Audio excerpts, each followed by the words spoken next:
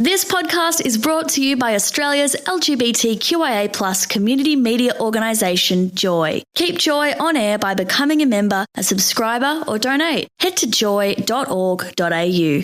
Joy, a diverse sound for a diverse community. Hi, my name's Ange Barry and I'm the CEO of Joy 94.9, Australia's only LGBTIQ community radio station. I'm new to Joy, but Joy's been around for 26 years. We want to be around for another 26 years, and to do that, we need to grow. My vision for the future is for Joy to become Joy Nation, a combination of video, news and editorial, and of course, the great radio station that you love. We are so grateful for the support that our community has provided us over the years, but we are now reaching out to you, our friends in the broader Australian community, to help make this happen. So I'm asking you now to choose Joy by going to joy.org.au and donating to our Chuff campaign, helping us raise $250,000 to build Joy Nation. Joy, your voice, your radio station. This morning, it's great again to be bringing you Saturday Magazine. As president of Joy and the lead host of Saturday Magazine, I want to thank all of those folk who are staffing our vaccination, testing and frontline COVID clinics. They're doing an incredible job under very difficult circumstances. Thank you to all of you. You're making a difference. The No Browsing Glad Saturday Magazine starts now.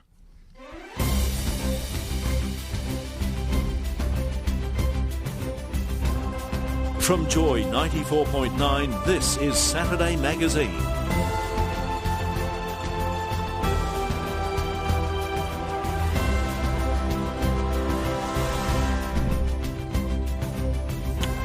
Live across Melbourne and in fact around the world, streaming online at joy.org.au and on the Joy app on your iPhone and also Android. We're available on podcast as well. This is Saturday Magazine, the longest running current affairs show on Joy 94.9. We proudly bring you the most progressive interview, opinion, current news and questions show. We always welcome feedback from you, our listeners. And remember, it is progressive, independent current affairs from a queer perspective. It's radio made by us, for us. I'm Macca, and my co-host this morning for Sat Mag is the calmest person I know, unless, of course, he encounters gaslighting and politicians on talking points. I'm talking about Tass. Macca, I'm not that calm. No, well, I'm building you up.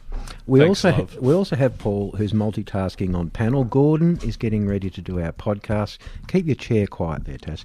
Fiona is here today doing socials for us. On the keyboard. Go, Fiona.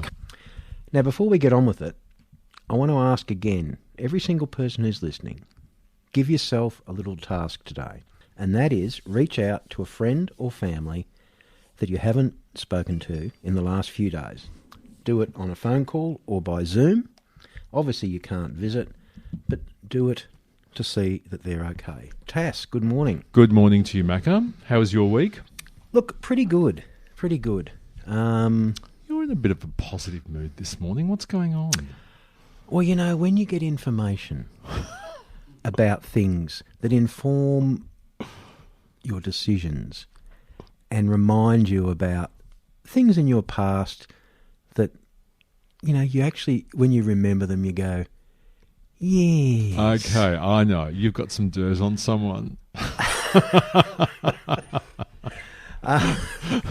Well, you know, when you cross swords with someone, I was right, wasn't I? and you don't forget, and then they resurface, a bit like the turd that won't flush.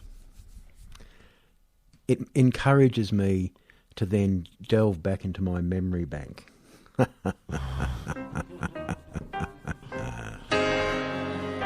Oh, Paul's being a bit creative this morning with his musical sound effects in the background. Now, I actually saw a video during the week that music would have gone well with. But anyway, we won't talk about that. Now, who are we going to speak to today? We're going to speak first off with Misha Ketchell, editor of The Conversation. Misha's always got lots to talk about. After Misha, we actually have Adele Ferguson. And, for example, we're going to talk about business interruption insurance. So businesses have insurance to protect their business, you know, when there's an interruption. And so we're going to talk about that because hundreds of thousands of business were eligible to lodge claims, but few have. And in a lot of cases where they have lodged claims, it's been denied. Now, one insurance group, for example, IAG, you know how much they provisioned in their latest results for claims for this? Say, Macca, how much? $1 billion. Hmm. $1 billion. So that'll be interesting. Adele is always good. Of course, a very, very significant journalist, and I think she's working on something new with Four Corners too. Maybe she might give us a bit of a preview, Macca. She might give us a clue. Okay, moving on. Who are we having after our 11 o'clock news break? After 11, in home isolation from WA, Dean Smith, Senator, Liberal Senator. A friend of our community, no doubt. Yes, and we could talk to Dean about what it's like to be in isolation. And then, Macca, we've got our the Jewel in the Crown interview this morning. We're interviewing Matthew Guy, Leader of the Opposition, freshly anointed. Yes, freshly anointed. I'm just giving that to Fiona to put under her laptop. I was wondering what the hell you were doing. So Matthew recently returned to the Liberal leadership and, dare I say it, new age guy. A bit of a pun there. But looking forward to that interview. Looking forward to that. And then we have Peter Khalil, who's your local Member of Parliament, the Member for Wills, who's going to share some of his reflections on the world at the moment, Macca. And I'm actually, we've got... Well, he lives in the middle of a hotspot, doesn't he? He does. He represents a hotspot. And an area where the vaccination rates are not that high. And I'm going to ask Matthew, I'm going to ask Dean Smith, I'm going to ask Peter about Father's Day. How did that work for them? Did they get a VIP jet? Do you reckon, Tass?